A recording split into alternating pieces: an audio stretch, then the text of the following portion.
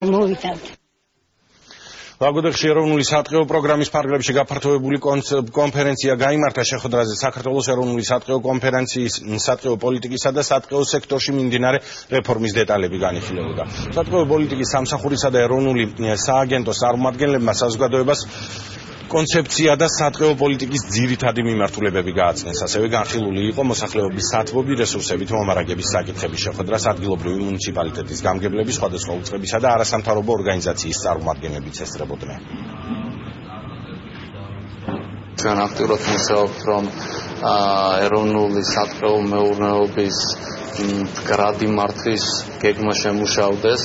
ამიტომ აქ გვჭირდება ძალიან ჩართულობა როგორც ადგილობრივი მოსახლეობის პრობლემების, ასევე ყველა დაინტერესებული მხარის. კახეთის რეგიონში დაახლოებით 140,000 კუბური მეტრი შეშის მარაგის ტყე კაფეები არის გამოყოფილი.